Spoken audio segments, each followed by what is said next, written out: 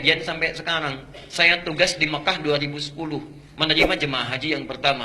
Begitu datang sholat, Masya Allah, isyanya sholat di situ, Allahu Akbar. Imamnya disirkan, Alhamdulillahi Rabbil Alamin. Imamnya Muhammadiyah sendiri. Masya Allah. Begitu sholat subuh, imamnya nggak kunut. Lengkap sudah itu. Apa saya bilang kan semalam Muhammadiyah katanya nggak kunut. Padahal nggak ada Muhammadiyah, nggak ada NU dari zaman Nabi, Masya Allah. Dan yang paling hebat, dua pendiri ormas besar itu bersaudara dan belajarnya sama-sama. Sama-sama berangkatnya bareng, satu nasab yang sama, belajar di satu guru yang sama, kembali yang sama, punya misi yang berbeda. Yuk kita buktikan. Saya agak panjangin sebentar nih ya.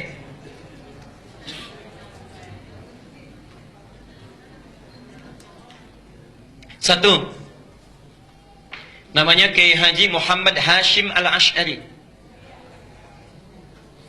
Muhammad Hashim Al-Ash'ari. Kemudian nanti mendirikan Nahdlatul Ulama tanggal 31 Januari tahun 1926. Kedua, siapa namanya? Kiai Haji Ahmad Dahlan. Sebetulnya bukan nama asli, nama aslinya Muhammad Darwish. Muhammad Darwish. Cuma nanti saat pergi ke Mekah, keduanya ini oleh gurunya Muhammad Darwish diganti nama menjadi Ahmad Dahlan. Ahmad Dahlan mendirikan Muhammadiyah tanggal 18 November tahun 1912. Nah, pertama, dua-duanya ini bersaudara.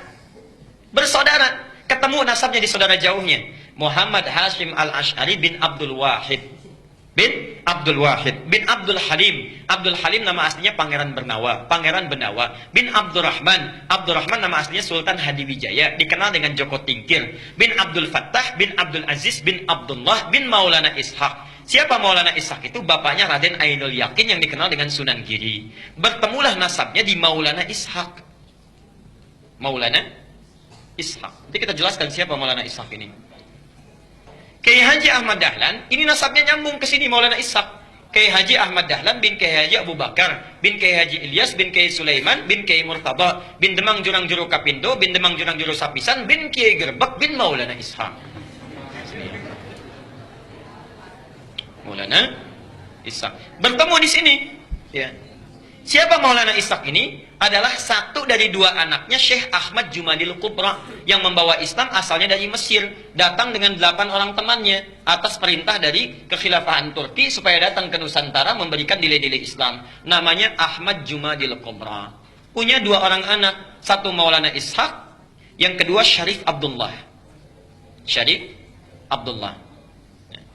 Maulana Ishaq ini nanti yang akan melahirkan 2 keturunan ini. Syarif Abdullah ini tinggalnya di Mesir, tidak ikut ke Nusantara.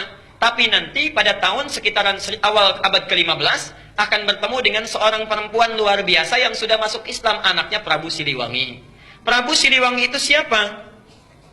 Nama aslinya Pamenah Rasa. Pamenah Rasa punya kekuasaan yang luar biasa, ya, luas. Ya.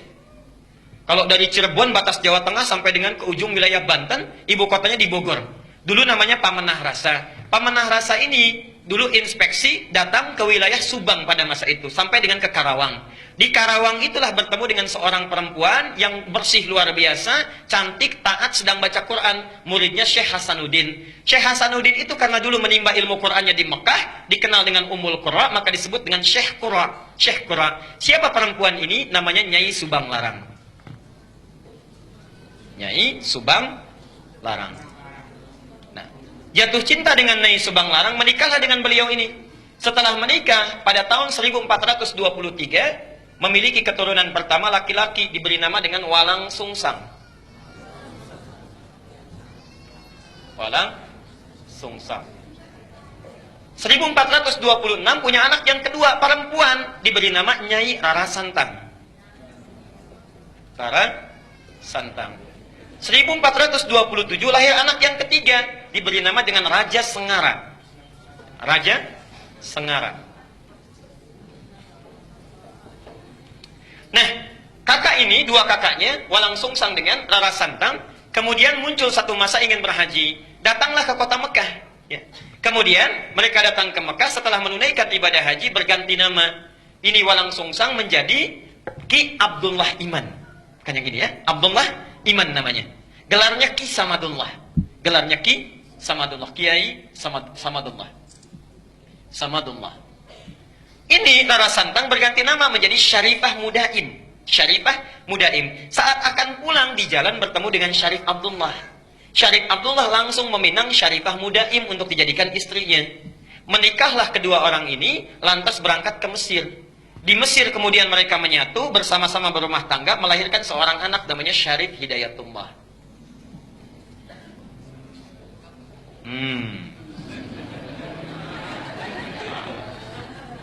20 tahun belajar di sini, belajar dengan Syekh Ibnu Athaillah Al-Iskandari, belajar dengan ulama-ulama besar, sampai setelah matang kembali dia akan menengok kakeknya datang ke Prabu Siliwangi. Ya. Karena kakeknya tinggal di wilayah Jati, diberikan kekuasaan di situ, diangkatlah dan dikenal dengan Sunan Gunung Jati di kemudian hari. Itulah Syarif Hidayatullah, keturunan dari sini. Sedangkan Ki Samadullah pergi ke satu wilayah dikenal dengan Lemah Wungkuk. Minta izin pada bapaknya untuk memajukan wilayah itu. Di Lemah Wungkuk itu, Masya Allah, itu etnisnya campuran. Ada orang Cina, orang Arab, orang lokal, masih belum bagus. Minta izin supaya ditata. Campuran dalam bahasa lokal itu disebut dengan caruban. Oh, caruban. Begitu datang ke sini, ya, dikelola, dirawat dengan baik sampai tumbuh pesat luar biasa. Masya Allah, tiba-tiba melihatlah seorang anak perempuan, putri dari seorang pembesar Syah Bandar namanya Ki Gedeng Alang-Alang, punya putri namanya Nyai Kencana Larang. Kencana Larang. Ya. Menikah dengan Kencana Larang. Setelah menikah, untuk mengabadikan namanya maka disebut dengan Caruban Larang, Caruban Larang, Caruban Larang. Lisan orang sana menyebut Caruban, Caruban, Caruban, berubah sekarang menjadi Cirebon, Cirebon, Cirebon, Cirebon. Nah, muncul Cirebon. Ibunya Nyai Subang Larang sudah lama berumah tangga, ingin menengok. Di perjalanan lewat di satu daerah, ajalnya tiba, meninggallah di situ. Untuk mengenang sampai sekarang disebut dengan daerah Subang. Orang Subang belum tentu tahu itu. Nah, ya. Nah, terus apa cukup? Jadi muncul Cirebon. Nah, karena Cirebon sudah maju, maka kemudian diangkatlah, diberi gelar oleh Prabu Siliwangi, diberi gelar namanya Mangkubumi. Ya, Mangkubumi. Ini pertama gelar ini. Mangkubumi itu artinya khalifah fil ard. Al-Baqarah ayat ke-30. Wa idz qala rabbuka lil malaikati inni ja'ilun fil ardi khalifah. Fil ardi itu bumi. Khalifah, mangku, yang merawat, memangku bumi. Jadi gelar mangku bumi itu sama dengan khalifah. Jadi salah total kalau mengganti gelar khalifah menjadi mangku bumi. Sami mawon. Khalifah itu ya mangku bumi. Itulah pertama kali gelarnya diberikan. Nah, yang ingin saya sampaikan, itu satu keturunan yang sama dari Ahmad Jumadil Kubra, punya anak itu. Kisah ini bukan fiktif, bisa dibaca. Yang paling bagus, judulnya Api Sejarah. Ada 2 jilid, karya sejarawan muslim namanya Ahmad Mansur Suryanegara. Ahmad Mansur Suryanegara yang dari Bandung. Jilid yang pertama warnanya hitam, halaman 148. Itu dimulai di situ kisahnya. Yang punya bukunya silahkan. Nah, apa hubungannya dengan yang paling atas? Kiai Haji Ahmad Dahlan, Kiai Haji Muhammad Hashim Asy'ari, itu berangkatnya bareng, satu keturunan, berangkat bareng. Di Mekah itu berguru pada seorang ulama besar, alim luar biasa dari Minangkabau, namanya Syekh Ahmad Khatib Al-Minangkabawi. Syekh Ahmad Khatib Al-Minangkabawi. Ada juga yang menyebutkan riwayat dari Sambas, Syekh Ahmad Khatib As-Sambasi. Belajar dari situ, setelah selesai, dua-duanya punya keunikan. Kiai Haji Ahmad Dahlan itu senang sekali praktek. Ya, tidak terlalu banyak teoritis. Langsung praktek. Begitu pulang ke Nusantara, langsung mempraktekkan ajaran-ajarannya, membuat persyarikatan, kemudian persyarikatan Muhammadiyah. Muhammad itu nama Nabi, Yah itu nisbah, mengikuti. Jadi ingin memperbaiki keadaan seperti sesuai dengan Nabi.